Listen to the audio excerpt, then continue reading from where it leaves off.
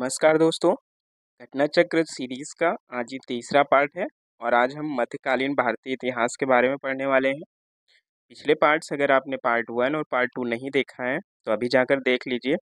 उसमें हमने प्राचीन भारतीय इतिहास के बारे में जानकारी दी है। ठीक है, तो आज का सेशन शुरू करते हैं।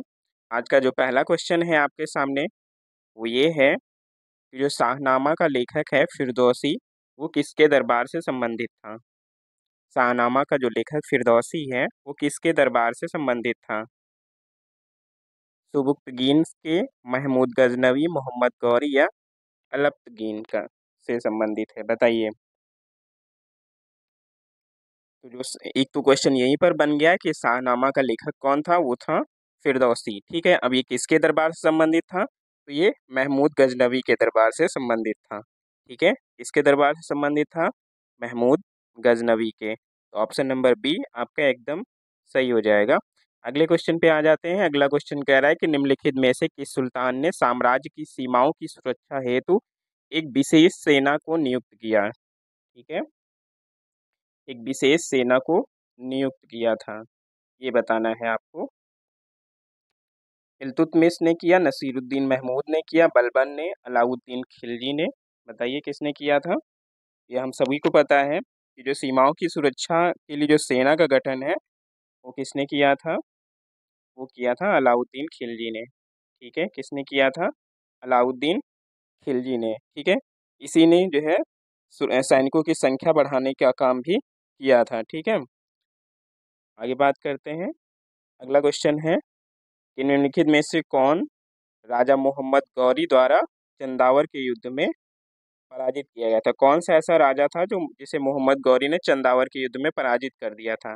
पृथ्वीराज चौहान को, जयचंद को, कुमारपाल को या भीम सेकंड को। जो चंदावर का युद्ध था, ठीक है, वो किसके, मोहम्मद गौरी और जो कन्नौज के गहरवाल शासक थे कौन, जयचंद, उनके मध्य लड़ा गया था। और ये कब हुआ था, ये 1194 में हुआ था। कब हुआ था, 1194 में हुआ था। और इसमें जयचंद पराजित हो गए थे। ठीक है, कौन पराजित हो गया था, जयचंद पराजित हो गए थे। तो ऑप्शन नंबर यहाँ पर बी एकदम राइट हो जाएगा। अगले क्वेश्चन पे आ जाते हैं। अगला क्वेश्चन कह रहा है कि निम्नलिखित में से सुल्तानों में से किसने गढ़मुक्तेश्वर की मस्जिद की दीवारों पर अपने शिलालेख में स्वयं को खलीफा का सहायक बताया है। ठीक है, खलीफा का सहायक इनमें से किसने बताया है गढ़ मुक्तेश्वर की मस्जिद की दीवारों पर, बताइए। बलबन ने, कैकूबाद, जलालुद्दीन खिलजी या उपयुक्त में से कोई नहीं। ठीक है, तो जो गढ़ मुक्तेश्वर की मस्जिद है उसका निर्माण किसने करवाया था, बलबन ने करवाया था। किसने करवाया था, बलबन ने, और उसी ने उसमें खलीफा का सहायक खुद को बताया है। ठीक है, अगले क्वेश्चन पे आ जाते हैं। अगला क्वेश्चन कह रहा है कि निम्नलिखित में से कौन सी इल्तुतमिश के राज्यकाल में सल्तनत की राजधानी थी। जब इल्तुतमिश राजा हुआ करता था उस समय सल्तनत की जो राजधानी थी वो क्या हुआ करती थी, आपको ये बताना है। आगरा, लाहौर, बदायूं या फिर दिल्ली। तो जो कुतुबुद्दीन ऐबक की जो मृत्यु के पश्चात 1211 में कौन बैठा था गद्दी पर, इल्तुतमिश बैठा था। ठीक है, 1211 में इल्तुतमिश बैठा था और इसने क्या किया था, दिल्ली को अपनी जो है राजधानी बनाया था। किसको, दिल्ली को राजधानी बनाया था इसने। आंसर डी सही हो जाएगा। अगले क्वेश्चन पे आ जाते हैं।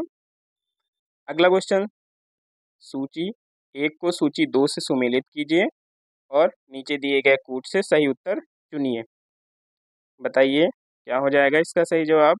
एक तरफ जगह का नाम दिया है, एक तरफ उससे रिलेटेड जो राजा थे उनका नाम दिया गया। रणथंभौर, चित्तौड़, देवगिरी, गुजरात।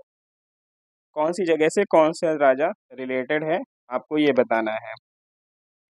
तो हमने जो कि बताया हुआ है कि सबसे पहले क्या पकड़ते हैं, जो सबसे इजी होता है उसको पकड़ते हैं। जैसे हमें पता है जो चित्तौड़ के राजा थे वो कौन थे, राणा रतन सिंह थे। कौन था, राणा रतन सिंह। तो बी का चौथा, तो बी का चौथा तो इसमें 3 ऑप्शन में है। ठीक है, रणथंभौर के राजा कौन थे, रणथंभौर के थे हमीर देव। ठीक है, कौन था, हमीर देव थे। ए का तीसरा, और ए का तीसरा सिर्फ एक में ही है। ठीक है, और अगर आगे बात करें तो जो देवगिरी है, देवगिरी के राजा कौन थे, राजा राय रामचंद्र थे। ठीक है, और गुजरात के राजा कर्णदेव थे। तो ये हमारा क्या हो जाएगा, 3 4 2 1, क्या हो जाएगा, 3 4 2 1। ऑप्शन नंबर डी एकदम सही हो जाएगा। अगले क्वेश्चन पे आ जाते हैं। अगला क्वेश्चन कह रहा है कि दिल्ली सल्तनत के किस शासक ने अपने आप को खलीफा घोषित कर दिया था। अपने आप को खलीफा किसने घोषित किया था, ये बताना है आपको। अभी जो ऊपर हमने पढ़ा था उसमें खलीफा का सहायक बोला गया था अपने आप को, जबकि बलबन को बोला गया था, तो बलबन तो नहीं होगा, ये तो क्लियर हो गया है इसमें। अब आपकी देखना ये है कि अलाउद्दीन खिलजी होगा, मुबारक खिलजी, या फिर महमूद बिन तुगलक होगा, बताइए। तो क्या हुआ था, अलाउद्दीन खिलजी की जब मृत्यु हो गई थी उसके पश्चात जो मलिक काफूर था उसने मुबारक खिलजी को क्या कर दिया था, कैद में डाल दिया था। ठीक है। और बाद में जब कैद से मुक्त हुआ तो वो सुल्तान बन गया और उसी ने क्या किया, स्वयं को खलीफा घोषित कर दिया था। ठीक है, तो यहाँ सही जवाब क्या हो जाएगा, मुबारक खिलजी हो जाएगा। ठीक है, मुबारक खिलजी ने खुद को खलीफा घोषित किया था। अगले क्वेश्चन पे आ जाते हैं। अगला क्वेश्चन है कि निम्नलिखित में से किस शासक ने दीवाने अमीर कोही विभाग की स्थापना की थी। दीवाने अमीर कोही विभाग की स्थापना किसने की थी, बलबन ने, अलाउद्दीन खिलजी ने, मोहम्मद बिन तुगलक, या फिर फिरोज शाह तुगलक। किसने किया था। ये कृषि की उन्नति के लिए विभाग बनाया गया था, दीवाने अमीर कोही। और इस विभाग का क्या कार्य होता था, जो कृषकों को प्रत्यक्ष जो है सहायता देना और अधिक भूमि कृषि कार्य को अधीन में लाना था। ठीक है, और ये काम किसने किया था, ये किया था एमबीटी यानी कि मोहम्मद बिन तुगलक ने किया था। ठीक है, ऑप्शन नंबर सी एकदम सही हो जाएगा। अगले क्वेश्चन पे आ जाते हैं। अगला क्वेश्चन है कि बेरोजगारों की सहायता अर्थात दिल्ली के निम्नलिखित सुल्तानों में से किसने रोजगार कार्यालय की स्थापना की थी। रोजगार कार्यालय की स्थापना कौन से सुल्तान ने की थी, आपको बताना है। बलबन ने, अलाउद्दीन खिलजी, मोहम्मद बिन तुगलक, या फिर फिरोज शाह तुगलक, बताइए। तो जो फिरोज शाह तुगलक था उसने सामान्य जन की भलाई के लिए बहुत सारे परोपकार कार्य किए थे। ठीक, नियुक्ति के लिए उसने एक रोजगार दफ्तर भी खोला था और प्रत्येक मनुष्य के गुण एवं योग्यता की पूरी जांच पड़ताल भी करता था वो, और उसी के हिसाब से उसको रोजगार देता था। तो यहाँ पर क्या हो जाएगा, फिरोज शाह तुगलक हो जाएगा हमारा सही जवाब। ठीक है, आगे चलते हैं। अगला क्वेश्चन है कि सर्वप्रथम लोक निर्माण विभाग की स्थापना किसने की थी। सबसे पहले लोक निर्माण विभाग की स्थापना इनमें से किसने किया था, बताइए। तो जो सल्तनत काल में सबसे पहले जो लोक निर्माण विभाग की स्थापना है वो फिरोज शाह तुगलक ने ही किया था। किसने किया था, फिरोज शाह तुगलक ने किया था। ठीक है, इसी ने क्या किया था, जो 300 नवीन नगरों का भी निर्माण कराया था। जैसे इसमें से कुछ नगर फतेहाबाद हो गया, हिसार हो गया, फिरोजपुर, जौनपुर और फिरोजाबाद। ठीक है, ये नगर जो थे वो फिरोज शाह तुगलक ने ही बसाए थे। अगले क्वेश्चन पे आ जाते हैं। कह रहा है कि निम्नलिखित में से किसने आगरा की स्थापना की थी। काफी चर्चित क्वेश्चन है और एग्जाम्स में पूछे भी जाते हैं ये क्वेश्चन। बलबन ने किया था, बहलोल लोदी, सिकंदर लोदी, या फिर फिरोज तुगलक ने किया था। तो इजी हो जाएगा आप लोगों के लिए। तो किसने किया था आगरा की स्थापना, सिकंदर लोदी ने। किसने किया था, सिकंदर लोदी ने किया था। ठीक है, आगे चलते हैं। अगला क्वेश्चन है कि निम्नलिखित सुल्तानों में से कौन अन्य के ऊपर कर समाप्त करने के लिए जाना जाता है। किसने अन्य के ऊपर कर समाप्त कर दिया था, अलाउद्दीन खिलजी ने, गयासुद्दीन तुगलक, फिरोज तुगलक, या फिर सिकंदर लोदी ने। किसने कर समाप्त किया था, बताइए। तो ये कौन था, ये था सिकंदर लोदी। कौन था, सिकंदर लोदी था। इसी ने क्या किया था, जो भूमि मापन के लिए एक जो है एक समान गज का भी प्रचलन किया था, जिसे गज सिकंदरी के नाम से भी जाना जाता है। ठीक है, बाद में इसमें जो है शेरशाह और अकबर ने भी अपने शासनकाल में इसको चलाया था। क्लियर है, आगे चलते हैं। अगला क्वेश्चन है कि जो कृष्णदेव राय के दरबार में अष्ट दिग्गज हुआ करते थे वो कौन थे। वो 8 मंत्री थे, या 8 तेलुगु कवि थे, या 8 महान सेनापति थे, या 8 परामर्शदाता थे, कौन थे।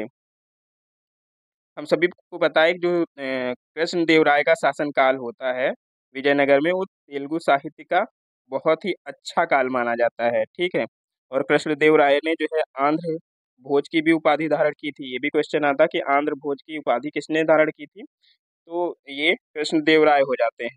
ठीक है, और इन्हीं के दरबार में जो तेलुगु के 8 महान विद्वान जो हुआ करते थे। ठीक, उन्हीं को क्या बोलते थे, अष्टदिग्गज बोलते थे। ठीक है, तो यहाँ पर क्या हो जाएगा, 8 जो तेलुगु कवि हैं उनको बोलते थे अष्टदिग्गज।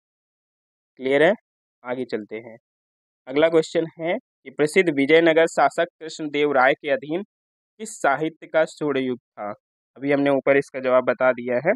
जो कृष्णदेव राय का जो शासन था वो कौन से साहित्य का स्वर्णयुग था, तो वो कौन से साहित्य का स्वर्णयुग था बताइए। तो ये हो जाएगा तेलुगु का। ठीक है, क्या हो जाएगा, तेलुगु।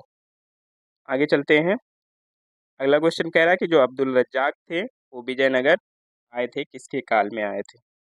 मतलब कौन राजा था उस समय जब अब्दुल रज्जाक विजयनगर आया था। देवराय फर्स्ट के राज्यकाल में, देवराय सेकंड के, कृष्णदेव राय के राज्यकाल में, या वीर विजय के राज्यकाल में, बताइए। ये भी आता है कि जो अब्दुल रज्जाक है वो कहाँ का था, तो वो फारसी राजदूत था। ठीक है, फारसी राजदूत था। और ये जो है किसके दरबार में आया था, तो ये आया था जो देवराय सेकंड थे उनके दरबार में आया था। किसके, देवराय सेकंड के दरबार में। क्लियर है, आगे चलते हैं। अगला क्वेश्चन कह रहा है कि निम्नलिखित में से किसने कुतुब मीनार के निर्माण में योगदान नहीं दिया है। योगदान नहीं दिया है आपको बताना है। कुतुबुद्दीन ऐबक, इल्तुतमिश, अलाउद्दीन खिलजी या फिरोज शाह तुगलक, किसने योगदान नहीं दिया है, बताइए।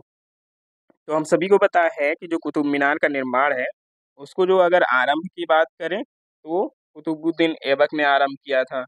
और जो निर्माण कार्य है वो पूरा किसने करवाया, वो इल्तुतमिश ने करवाया था। ठीक है, उसके बाद क्या हुआ था कि जो कुतुब मीनार की जो चौथी मंजिल है उसको काफ़ी नुकसान पहुंचा था। तो जो इसमें से फिरोज शाह तुगलक है उसने क्या किया था, चौथी मंजिल का जो है पहले तो जीर्णोद्धार करवाया यानी कि पुनर्निर्माण करवाया, उसके साथ साथ पांचवी मंजिल का भी निर्माण करवाया। तो जो 5 मंजिल बनी है अब जो है जो कुतुब मीनार है वो 5 मंजिल की है। तो पांचवी मंजिल जो है फिरोज शाह तुगलक ने ही बनवाया था। अलाउद्दीन खिलजी की बात करें तो अलाउद्दीन खिलजी का कुतुब मीनार में कोई योगदान नहीं था। ठीक है, आगे चलते हैं। अगला क्वेश्चन सूची से रिलेटेड है, मिलान करना है आपको। बताइए कि सूची एक तरफ स्मारक दिया है, एक तरफ उसके निर्माता दिए हैं। आपको बताना है कि क्या किसने बनवाया। ठीक है,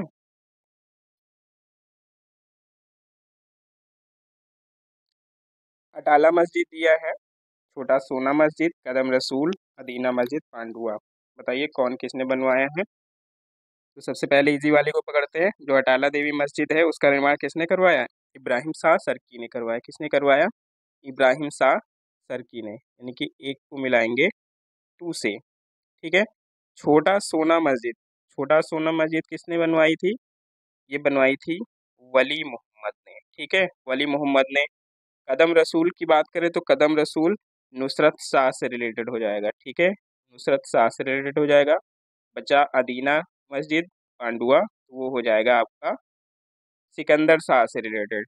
तो ए का दूसरा हो जाएगा और बी का चौथा हो जाएगा। ए का दूसरा, बी का चौथा, सिर्फ बी नंबर ऑप्शन में है, तो यही हमारा सही जवाब हो जाएगा। ठीक है, आगे चलते हैं अगले क्वेश्चन पे। अगला क्वेश्चन है कि अमीर खुसरो का जन्म हुआ था, कहाँ पर हुआ था अमीर खुसरो का जन्म, आगरा, बाराबंकी, एटा या इटावा।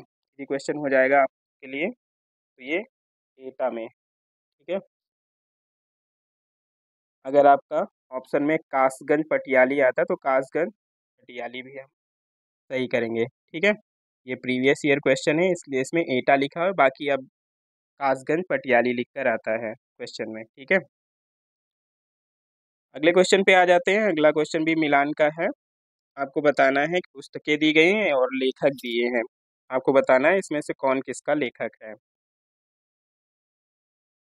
रास पंचाध्यायी दिया है चैतन्य भागवत, चैतन्य मंगल, और क्या दिया है, भक्ति रत्नाकर। बताइए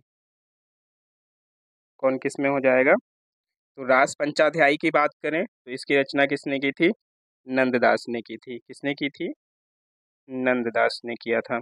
चैतन्य भागवत की बात करें तो इसकी रचना वृंदावन दास ने किया था। ठीक है, चैतन्य मंगल की बात करें तो जयनंदा इसके रचयिता थे।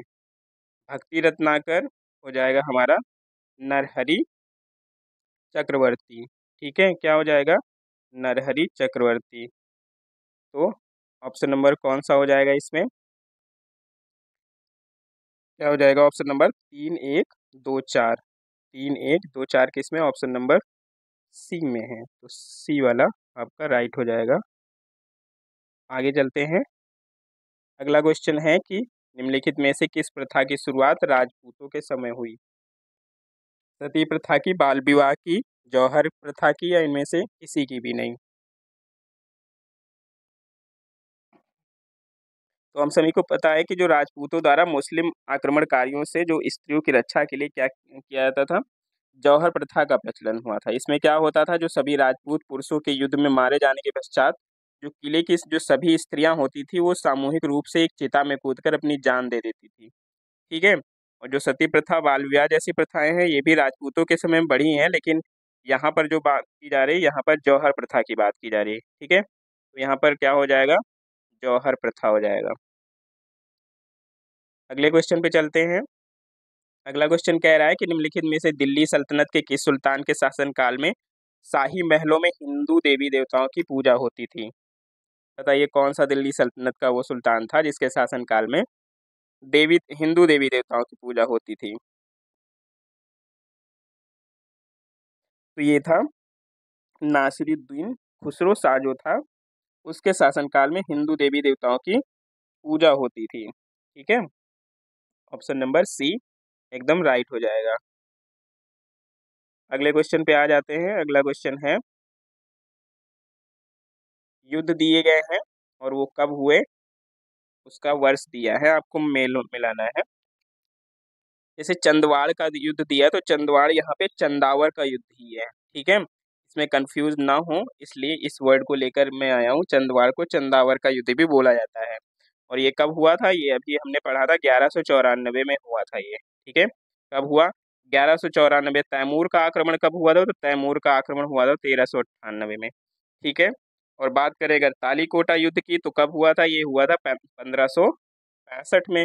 घाघरा का युद्ध हमें पता है कि 1529 में हुआ था। तो ए का हो जाएगा दूसरा। ठीक है, ए का हो जाएगा दूसरा, और बी का हो जाएगा पहला, और सी का चौथा, और डी का तीसरा, यानी कि 2 1 4 3 हो जाएगा। ऑप्शन नंबर डी एकदम सही हो जाएगा। क्लियर है? आगे चलते हैं। अगला क्वेश्चन कह रहा है कि निम्नलिखित में से कौन सा युग्म सुमेलित नहीं है? इब्न बतूता कह रहा है मोरक्को से रिलेटेड है, मार्को पोलो इटली से, अब्दुल रजाक तुर्की से, और नुनीज जो है वो पुर्तगाल से रिलेटेड है। अभी इसको हमने पढ़ाया था, अगर आपको ध्यान हो थोड़ा सा, तो हमने बताया था कि जो अब्दुल रजाक है वो फारसी था यात्री। कौन था? फारसी यात्री था एक। ठीक है, तो यहाँ पर ये जो दिया है गया है कि यहाँ पे तुर्की दिया है, तुर्की गलत हो जाएगा, बाकी सारे सही हैं।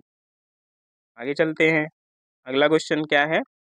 अगला क्वेश्चन दिया है कि निम्नलिखित घटनाओं पर विचार कीजिए और इन्हें काल क्रमानुसार व्यवस्थित करना है। ठीक है, काल क्रमानुसार व्यवस्थित करना है, कब क्या हुआ उसके हिसाब से आपको व्यवस्थित करना है। बताइए। एक ऑप्शन नीचे छूट गया है आपका, अब दिख रहा होगा। पहला दे रखा है मोहम्मद तुगलक द्वारा राजधानी का स्थानांतरण, अफगान षड्यंत्र, जलालुद्दीन खिलजी की हत्या, और तराइन का जो द्वितीय युद्ध है। बताइए। तो जो तराइन का द्वितीय युद्ध है वो कब हुआ था? वो 1192 में हुआ था। कब हुआ था? 1192 में हुआ था, तराइन का जो दूसरा युद्ध था। ठीक है, इसमें क्या हुआ था? इसके बाद क्या हुआ, जो पृथ्वीराज चौहान की पराजय के बाद क्या हुआ, जब भारत में मुस्लिम शक्ति की स्थापना हो गई, और 1296 में क्या हुआ, जलालुद्दीन खिलजी की हत्या हत्या हुई। ठीक है, 1296 में जलालुद्दीन खिलजी की हत्या हो गई। अफगान षड्यंत्र की अगर हम बात करें, तो अफगान षड्यंत्र कब हुआ था? अफगान षड्यंत्र आपका हुआ था 1325 में। कब हुआ था? 1325 में हुआ था ये। ठीक है, और अगर तुगलक द्वारा राजधानी का स्थानांतरण अगर कहा जाए, तो ये हुआ था 1325 से 51 के बीच में हुआ था। तो कौन सा ऑप्शन यहाँ पे मैच कर रहा है? सबसे पहले चौथा आएगा। ठीक है, काल क्रमानुसार व्यवस्थित करना है तो पहले चौथा आ जाएगा और चौथा सिर्फ एक में ही है। ठीक है, तो क्या हो जाएगा 4 3 2 1। क्लियर है? तो यहाँ ऑप्शन नंबर ए एकदम राइट हो जाएगा। अगले क्वेश्चन पे आ जाते हैं। अगला क्वेश्चन कह रहा है जो जौनपुर नगर है उसकी स्थापना, सॉरी, जो जौनपुर नगर है वो किसकी स्मृति में स्थापित किया गया? दोनों क्वेश्चन हैं बैक टू बैक, किसने स्थापना की और किसकी याद में बनाया गया, दोनों क्वेश्चन है। तो किसकी याद में बनाया गया है? तो ये मोहम्मद बिन तुगलक की याद में बनाया गया। ठीक है, मोहम्मद बिन तुगलक की याद में बनाया गया था। ऑप्शन नंबर बी एकदम सही हो जाएगा। अगला क्वेश्चन है कि जौनपुर नगर की स्थापना किसने किया था? अब यहाँ पे बताना कि किसने स्थापना किया था। तो स्थापना फिरोज शाह तुगलक ने की थी और याद में मोहम्मद बिन तुगलक के बना था। ठीक है, इस बात को याद रखना, जल्दबाजी में गलत मत करिएगा। अगला क्वेश्चन है कि निम्न में से किस शासक ने सर्वप्रथम जजिया कर समाप्त कर दिया था? कौन था जिसने सबसे पहले जजिया कर को समाप्त किया था? जैनुल आबदीन, मोहम्मद बिन तुगलक, हुसैन शाह सरकी और अकबर। तो जो जैनुल आबदीन है वो, इसको क्या बोलते हैं? इसको कश्मीर का जो है अकबर भी बोलते हैं। क्या बोलते हैं? कश्मीर का अकबर भी बोलते हैं। इसने क्या किया था, जो कश्मीर से जो निर्वासित जो ब्राह्मण थे उनको वापस बुला लिया था। ठीक है, और नए नए मंदिरों का भी निर्माण की अनुमति प्रदान की थी। और इसने क्या किया था, जो गाय की हत्या उसको निषिद्ध माना था और इसी ने ही सबसे पहले जजिया कर को समाप्त किया था। ठीक है, तो यहाँ जो आंसर है वो क्या हो जाएगा? ऑप्शन नंबर ए एकदम राइट हो जाएगा। अगले क्वेश्चन पे आ जाते कि द्वार समुद्र जो है वो किस वंश की राजधानी हुआ करती थी? बताइए, गंग वंश की, काकतीय, होयसल या कदम? द्वार समुद्र बताना है। तो जो हैलीविडू है जो कर्नाटक राज्य के हासन जिले में पड़ता है, इसी को पहले हम द्वार समुद्र के नाम से जानते थे और ये होयसल राज्य की राजधानी हुआ करती थी, यानी कि होयसल राजाओं की राजधानी हुआ करती थी। ऑप्शन नंबर सी राइट हो जाएगा। अगला क्वेश्चन है भक्ति आंदोलन का प्रारंभ किसके द्वारा किया था? किसके द्वारा किया गया था? अलवार संतों के द्वारा, सूफी संतों के द्वारा, सूरदास द्वारा या फिर तुलसीदास के द्वारा? तो हम सभी जानते हैं जो भक्ति आंदोलन का उदय है वो कहाँ से हुआ था? दक्षिण भारत से हुआ था सबसे पहले। वहीं से इसका प्रसार उत्तर में हुआ जाके। भागवत पुराण में ऐसा बोला गया है कि जो भक्ति द्रविड़ देश में जन्मी है, कर्नाटक में विकसित हुई और कुछ काल तक महाराष्ट्र के में रहने के बाद कहाँ पहुंच गई? गुजरात में पहुंच गई। ठीक है, तो इसका मतलब दक्षिण से ही उदय माना जाता है। तो दक्षिण में किसने किसको इसके उदय के लिए जाना जाता है? तो अलवार संतों को। ठीक है, इसको जाना जाता है अलवार संतों को। ऑप्शन नंबर ए एकदम राइट हो जाएगा। आगे चलते हैं। अगला क्वेश्चन है शुद्ध अद्वैतवाद का प्रतिपादन किसने किया था? शुद्ध अद्वैतवाद का जो प्रतिपादन है वो इनमें से किसने किया था? आपको बताना है। माधवाचार्य, वल्लभाचार्य, श्रीकांताचार्य या फिर रामानुज ने? बताइए। तो जो वल्लभाचार्य थे ये सोमयाजी कुल के तैलंग ब्राह्मण, जो श्री लक्ष्मण भट्ट थे उनके पुत्र हुआ करते थे। ठीक है, और इन्होंने ही जो शुद्ध अद्वैतवाद है उसको जो है प्रतिष्ठित किया था। ठीक है, तो ऑप्शन नंबर आपका बी एकदम राइट हो जाता है। आगे चलते हैं। अगला क्वेश्चन है कि कबीर एवं धर्मदास के मध्य जो संवाद है उनका संकलन का शीर्षक क्या था? बताइए। शबद, अमरमूल, साखी या रमैनी? बताइए।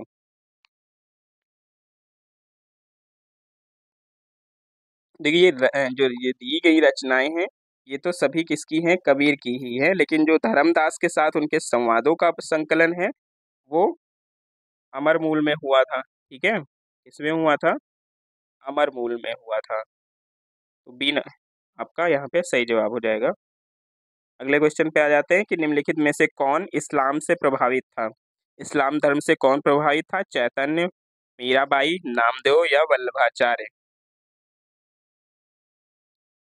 बताइए कौन था? तो ये थे जो महाराष्ट्र के भक्ति आंदोलन के जो लोकप्रिय बनाए थे। कौन बनाया था? नामदेव। ठीक है, कौन बनाया था? नामदेव। और इन्हीं को जो है इस्लाम का करीबी माना जाता है। ठीक है, तो ऑप्शन नंबर सी आपका राइट हो जाएगा, नामदेव। अगले क्वेश्चन पे आ जाते हैं। अगला क्वेश्चन कह रहा है कि निम्नलिखित सूफीवाद के सिलसिलों में कौन संगीत के विरुद्ध था। बताना है कौन सा सूफीवाद संगीत के विरुद्ध था।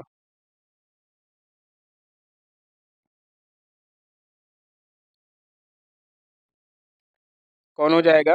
जो नक्शवादी सिलसिले की जो है थे, वही यहाँ पर संगीत के विरुद्ध थे। ठीक है, कौन? नक्शबंदिया सिलसिला। ठीक है, नक्शबंदिया सिलसिला ये संगीत के विरुद्ध हुआ करते थे। अगले क्वेश्चन पे आ जाते हैं। अगला क्वेश्चन कह रहा है कि निम्नलिखित सूफियों में से किसने कृष्ण को औलिया के रूप में माना।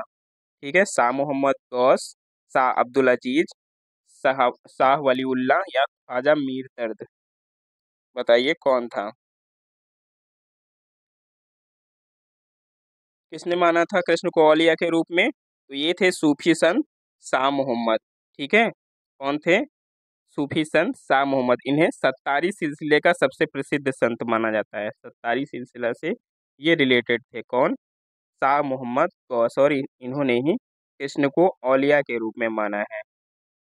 आगे बढ़ जाते हैं। अगला क्वेश्चन है, ख्वाजा मोइनुद्दीन चिश्ती शिष्य थे। किसके शिष्य थे इनमें से ख्वाजा मोइनुद्दीन चिश्ती जो थे? अब्दुल कादिर जिलानी के शिष्य थे, या फिर ख्वाजा अबू यूसुफ, या ख्वाजा उस्मान हारूनी, या ख्वाजा मौदूद के? इजी क्वेश्चन हो जाएगा आपके लिए। तो ये कौन था? ख्वाजा उस्मान हारूनी थे। ठीक है, कौन था? Khwaja Usman Harooni. Option number C right हो जाएगा। अगले क्वेश्चन पे आ जाते हैं। अगला क्वेश्चन कह रहा है कि निम्नलिखित में से किस चिश्ती संत को चिराग ए दिल्ली कहा जाता है। चिराग ए दिल्ली किसको बोला जाता है?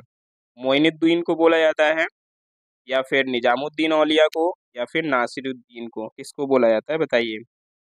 चिराग ए दिल्ली।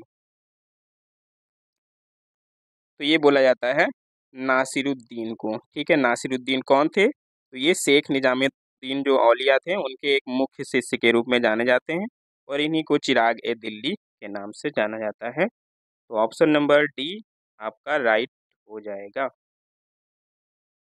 अगले क्वेश्चन पे आ जाते हैं। अगला क्वेश्चन कह रहा है, अफगानिस्तान पर आधिपत्य के समय बाबर को किसने भारत पर आक्रमण करने के लिए आमंत्रित किया था?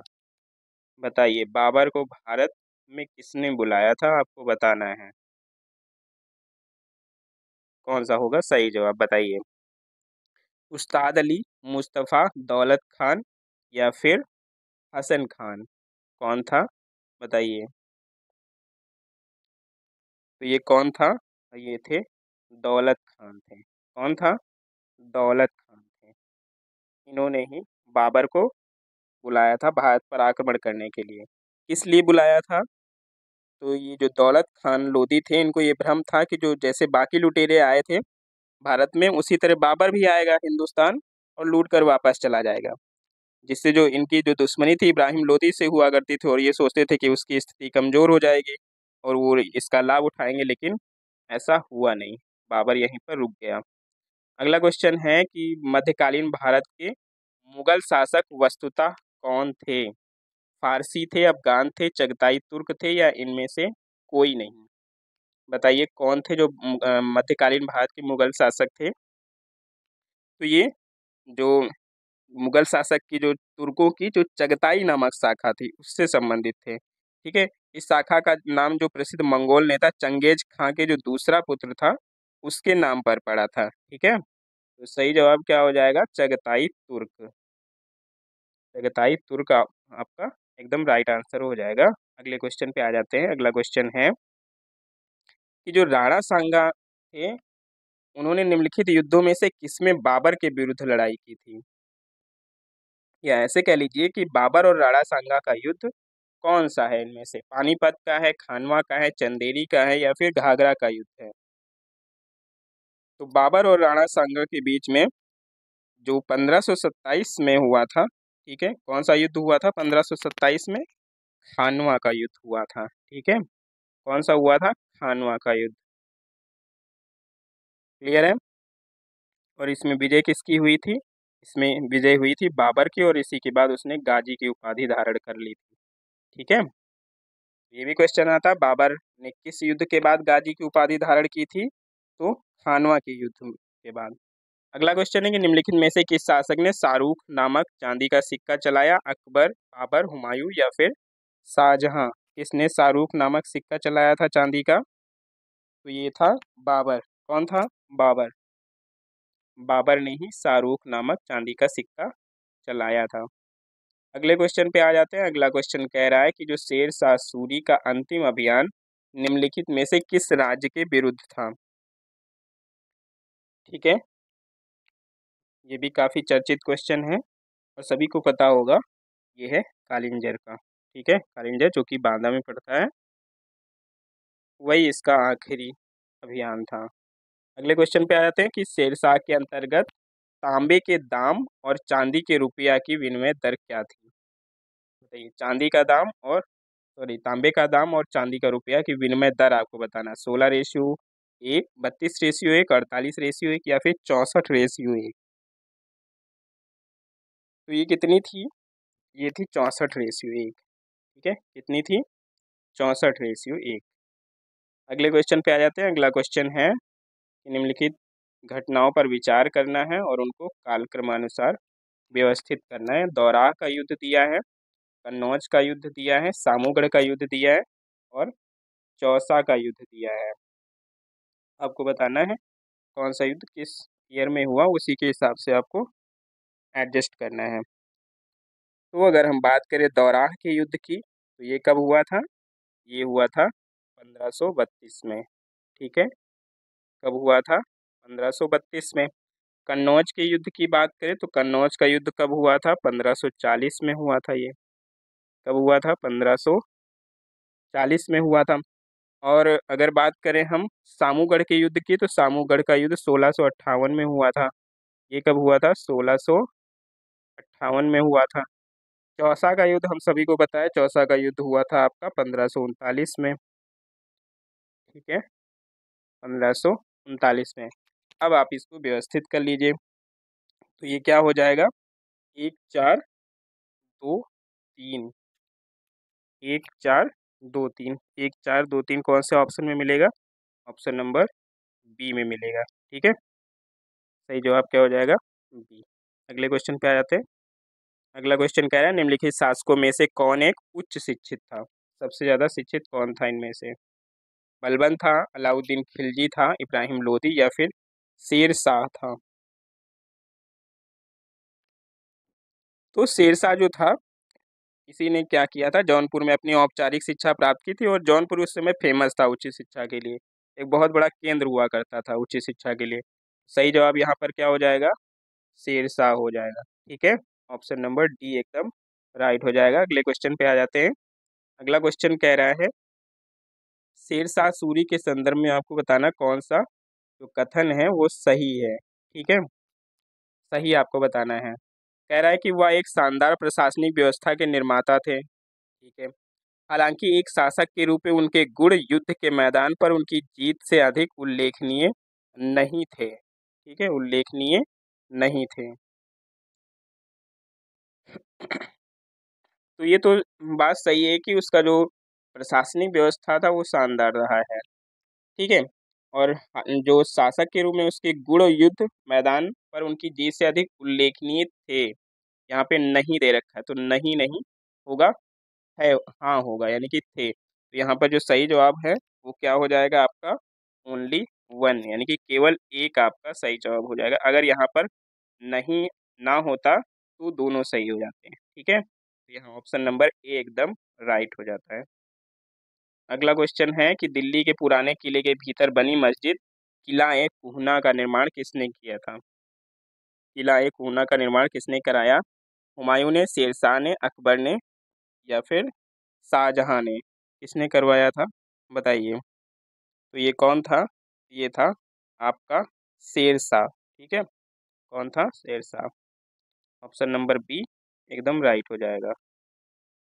अगले क्वेश्चन पे आ जाते हैं। अगला क्वेश्चन है कि अकबर का शासन जाना जाता है, जो अकबर का शासन है वो किस लिए जाना जाता है? क्षेत्रों को जीतने के लिए, अपनी प्रशासनिक व्यवस्था के लिए, न्यायिक प्रशासन के लिए, उसकी धार्मिक कट्टरता के लिए? किसके लिए जाना जाता है? तो अकबर ने क्षेत्रों को जीता था, बहुत सारे क्षेत्रों को उसने जीता था युद्ध के माध्यम से। ठीक है, अपनी प्रशासनिक व्यवस्था के बारे में भी जाना जाता है, न्यायिक प्रशासन भी उसका अच्छा रहा है। अगला कह रहा है कि उसकी धार्मिक कट्टरता के लिए जाना जाता है, तो वो धार्मिक कट्टर नहीं था, ऐसा इतिहासकार बताते हैं कि वो धार्मिक रूप से उदार था। ठीक है, और उसी ने ही और क्या किया था, सुलह कुल नीति का जो है मतलब प्रतिपादन किया था। तो यहाँ पर जो सही जवाब हो जाएगा वो 1, 2 और 3 हो जाएगा, चौथा नहीं होगा यहाँ पर। तो ऑप्शन नंबर बी आपका एकदम राइट हो जाएगा, 1, 2 और 3। क्लियर है। अगले क्वेश्चन पे आ जाते हैं। अगला क्वेश्चन कह रहा है कि जो हल्दी घाटी के युद्ध में महाराणा प्रताप के अलावा राजपूत सेना का सेनापति कौन था। यानी एक तो महाराणा प्रताप थे और दूसरा कौन था जो सेनापति था उनका। इब्राहिम गारदी थे, हकीम सूर थे, टार्डी बेग थे या फिर महमूद लोदी थे, कौन था। हल्दी घाटी का युद्ध हुआ कब था, तो ये हुआ था 1576 में। ठीक है, अब हुआ था 1576 में। ठीक है, एक तरफ मुगल सेना थी जिसका नेतृत्व कौन कर रहा था, मान सिंह और आसफ खान कर रहे थे। यानी कि अकबर की तरफ से कौन था, मान सिंह थे और आसफ खान थे। और जो दूसरी तरफ महाराणा प्रताप की जो सेना थी उसमें जो सबसे आगे थे वो अफगान की एक टुकड़ी थी जिसका नेतृत्व कौन कर रहा था, हकीम खान सूर कर रहा था। यानी कि हकीम सूर एकदम सही जवाब हो जाएगा, यही राणा प्रताप की जो सेना है उसका नेतृत्व कर रहा था। अगले क्वेश्चन पे आ जाते हैं। अगला क्वेश्चन कह रहा है निम्नलिखित में से किस परिवार ने अकबर के साथ वैवाहिक संबंध स्थापित किए किए थे। कौन था जिसने अकबर के साथ वैवाहिक संबंध स्थापित किया था, राठौर, सिसोदिया, कछवाहा या फिर चौहान ने।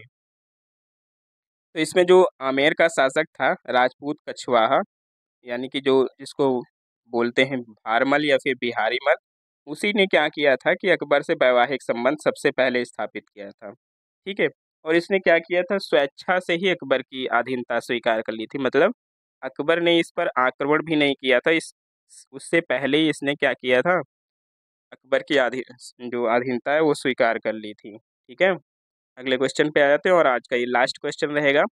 कह रहा है एक डच पर्यटक जिसने जहांगीर के शासनकाल का मूल्यवान विवरण दिया है वो वो कौन था इनमें से जिसने जहांगीर के शासनकाल का मूल्यवान वर्णन दिया है। ठीक है, बताइए कौन था। फ्रांसिस्को पेलसर्ट था, हॉकिंस था, मनुची था, पीटर मुंडी था, बताइए। तो पीटर मुंडी के बारे में हम सभी जानते हैं, जो पीटर मुंडी था एक ब्रिटिश यात्री था जो शाहजहां के समय आया था। पीटर मुंडी किसके समय आया था, शाहजहां के समय आया था, तो ये तो होगा नहीं। ठीक है, मनुची हॉकिंस हो गया आपका। जो हॉकिंस है वो किसके समय में आया था, वो जहांगीर के समय में आया था। ठीक है, किसके समय में आया था, हॉकिंस के, सॉरी, जहांगीर के समय में आया था ये हॉकिंस। ठीक है, तो सही जवाब हमारा क्या हो जाएगा, हॉकिंस हो जाएगा। तो ये रहे आज के क्वेश्चंस। आई होप क्वेश्चंस अच्छे लगे होंगे। तो आज का ये सेशन यहीं पर समाप्त करते हैं, फिर मिलेंगे एक नई क्लास के साथ। अगर आप चैनल पर नए हैं तो चैनल को सब्सक्राइब जरूर कर लीजिए और एक प्यारा सा ऑफलाइन कमेंट क्लास के बाद जरूर करिएगा जो हमें मोटिवेट करता है। ठीक है, और क्लास में जुड़े रहने के लिए बहुत बहुत धन्यवाद।